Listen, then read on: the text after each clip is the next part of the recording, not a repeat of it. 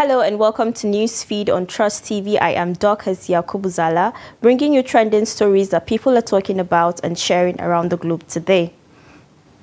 Nigerians have no reason to be poor, says Tinubu. Outrage as kidnappers kill one of 6 sisters abducted in Abuja. Man stabs neighbor to death over allegations of sleeping with his wife. Man arrested after dumping feces on people for YouTube prank. Now, top on what's trending, President Bola Tinubu has said that Nigerians do not have any reason to be poor. Addressing governors elected on the platform of the All Progressives Congress APC, who visited him at the presidential villa January 12, Tinubu asked them to design and implement policies that prioritize all Nigerians and to always consider the national interest above political affiliations.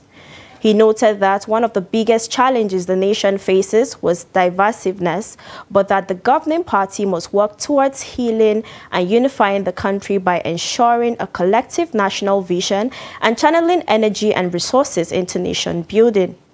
Tinubu pointed out that development policies would only find full relevance in people's lives when there is inclusivity, ownership and sustainability, adding that Nigeria is too blessed with human, natural and material resources to be struggling with a dearth of quality infrastructure, quality education and world-class health facilities. Now responding, a netizen said, "No lie in this statement. Seeing properties owned by Nigerians around the world and those large sums stolen from Nigeria, truly we have no reason to be poor, but our major setback and enemy to our progress are the governments." Someone said, "Start by providing basic amenities and a working system and see if Nigerians will be poor." Have you ever wondered that when most Nigerians japa, things turn around for the better for them because they got these amenities outside that we lack here? A guy said, "Why are we so poor then? Do something, Mr. President, you can do it." Now, next on what's trending, outrage has greeted the killing of a lady identified as Nabiha Al-Qadriya by bandits. The deceased was abducted on January 9, 2024, alongside 5 other sisters and their father in Abuja. The gunmen later released their father, asking him to go get 60 million naira as ransom for the release of his daughters before Friday, January 12th. In a bid to raise money, Nigerians were urged to donate whatever they have into a bank account, but not enough money was gathered as of Friday. Consequently, killed the oldest of the 6 girls, Nabiha, and dumped her body somewhere for her parents to bury. Nabiha, a 400-level student of biological science, Ahmadu Bello University, ABU Zaria, was laid to rest according to Islamic rites on Saturday. The student's death sparked outrage on X, formerly Twitter, with many users calling on security agencies to intensify efforts to rescue the remaining persons in captivity. Meanwhile, spokesperson of the Nigerian police force, Olumuyiwa Adejobi, has emphasized that the police and other security agencies had been on the matter to rescue the abducted persons. Responding to that, a netizen said, "These are the kinds of incidences that happen in Nigeria which triggers the Japa syndrome." A guy said, "Government should be paying ransom since they can't fix the country. May her soul rest in peace. Amen."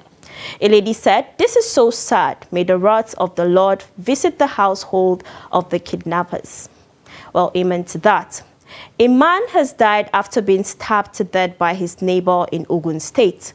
Philip Fiama, a shuttle bus driver who lives at Sobande Close, Alagbole, Ojowun, in Ifo local government area of Ogun State, was reportedly stabbed to death around 6:30 p.m. on Sunday, January 7th, after confronting his neighbor named Ikem Emmanuel over an allegation of sleeping with his wife.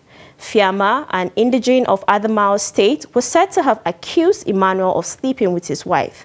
This was said to have led to a fight during which Emmanuel stabbed the deceased to death. Fiama died on the way to the hospital while Emmanuel fled. The spokesperson for the Ogun State Police Command, SP Omolola Odutola, confirmed the killing. Now reacting, a netizen said, no matter the provocation, you have no business with a third party. It is you and the person on the marital oath that are supposed to talk or quarrel, and not the outsider. A guy said, may God forgive him. What were you thinking? Sleeping with a married woman is a shame and lack of self-control. Another person said, some men like people's wives, jobless guys. Rest well, buddy. Now, next on what's trending, the EFCC has reopened money laundering cases against 13 former governors and some former ministers, with the amount involved running over 853.8 billion naira. Newsmen report that the amount at stake in the high-profile cases involving the former governors and ex-ministers was not less than 772.2 billion naira. However, the anti-graft agency is currently investigating the 81.6 billion naira that was allegedly looted in the Ministry of Humanitarian Affairs and Poverty Alleviation. Another $2.2 billion was alleged to have gone missing through money laundering, fund diversion, and misappropriation in recent times. The 2.2 billion naira was allegedly diverted by a former National Security Advisor, Samba Dasuki, late media mogul Raymond Dokpesi, former governor of Sokoto State, Atahiru Bafarawa, and former Minister of State for Finance, Bashir Yuguda, and others. According to the EFCC, the money was meant for arms procurement in support of the war against terrorists, but it was laundered, diverted, and misappropriated. While the Suki was in custody of the Department of State Services in 2015, the EFCC arrested Dokpesi, Bafarawa, Yuguda, and others. They were all arrested after being indicted by a presidential committee that investigated arms procurement under former President Goodluck Jonathan's administration. The committee said about 2.2 billion naira was diverted for other purposes. A netizen said, finally, EFCC is finally doing the work of EFCC. Another person said, if President Tinubu can reincarnate his old Nedeko self, he can dismantle this entrenched corruption and set this country on a forward-moving path. Ordinary citizens of Nigeria has suffered so much on the account of corruption of public servants.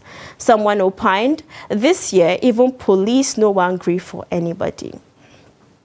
Now let's take a short break, and when we come back, you see why it's important to invest. Stay tuned. Welcome back, it's Newsfeed. Now, billionaire investor Femi Otedola is currently ranked as the 4th richest individual in Nigeria with a valuation of $1.1 billion. According to the Forbes Billionaire Index seen on Thursday, January 11, Otedola, who fell below the $1 billion mark in 2017, returned to the list this year to occupy the 4th position. The surge in his wealth is attributed to his ownership of over 70% of Geregu Power, a power generation business. Otedola strategically sold down his Geregu stake from over 95% during 2022 and 2023, bringing in institutional investors such as the Afrizim Fund for Export Development in Africa, the State Grid Corporation of China, as well as some pension funds and other institutional investors. Apart from his energy ventures, Otedola holds significant real estate assets in Lagos, Dubai, London, and Monaco. He also owns shares in Zenith Bank and FBN Holdings. The Forbes ranking comes after Otedola gave back to his community by donating 1 billion naira to the Lagos State Security Trust Fund.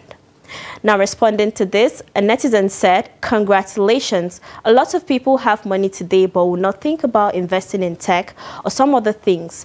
They rather watch it remain in banks without appreciating. Well, no lies. Another said, classic case of the rich keeps getting richer while the poor continue to get poorer. A lady said, congratulations to him. Meanwhile, I'm coming soon. Soonest I'll be #1 on that list. Well, amen to that. Next on what's trending, Nollywood actress Ronke Ojo, also known as Oshodi Oke, has dismissed recent allegations against the late founder of the Synagogue Church of All Nations, TB Joshua. BBC on the 9th of January 2024 released a documentary of alleged eyewitness accounts of rape, fake miracles, torture, and forced abortions allegedly committed by the late prophet. Ojo, in a video shared on her Instagram page on Friday, recounted her encounter with the late clergyman, insisting he was a nice and good man. Take a look. I want to tell the world about what senior prophet TB Joshua did for me and my daughter. One day, in fact, initially, I didn't really believe in prophecy. I'm not that kind of person because there are too many scammers out there. So when I went to church on that fateful day, my daughter, she has asthma. So to God be the glory, God delivered her. You understand? She delivered her. Something came out of her mouth, which I didn't believe. You understand what I'm saying? Something came out of her mouth, and I was like, are you for real? And my junior sister as well. So something similar happened to her. So that was when I started going to TB Joshua's church. Apart from that, he is a nice man to me and my family. I'm not talking about any other person. I'm not talking about what he has done to any other person. That's not what I'm saying. I'm talking about what I saw, what he did for me and my family. So at this time, I just want people to know. For me, he's a nice man. For me, he's a man of God. A netizen said, "Wahala for who wants to make the whole world see TB Joshua as a demon. If he did good to you, come out. It's not all of us that will believe the drama series by BBC." A guy said, "These guys are funny. That one part of him doesn't invalidate the opinion of others. Even some believe Adolf Hitler was a good man, but ask the Jews of Nazi Germany." Another guy said, "So we should simply dismiss all the allegations because he healed your sister." Oh, that's a big question there.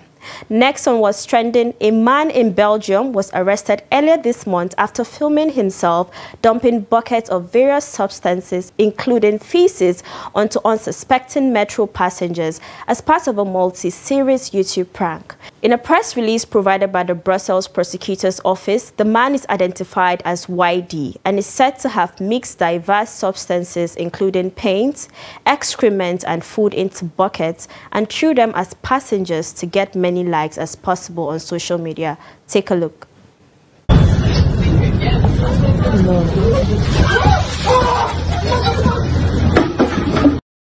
Now, a netizen said, "How on earth is this a prank? Poop? They should give him lashes of cane before any other thing." A guy said, "What kind of prank is that? Don't try this in Nigeria because you're going to learn the hard way." Some other person said, "I am not understanding what's going on with these social media skit makers, the obsession to gain traffic." Now, onto a funny video of a man who became a swimmer after refusing to hit to warnings. Take a look. "Hey, buddy, the lion is coming, man! The lion is coming! Help me, I don't know what to do, buddy! Be careful, man! The lion is coming! Run! Run! Run! Run down, man!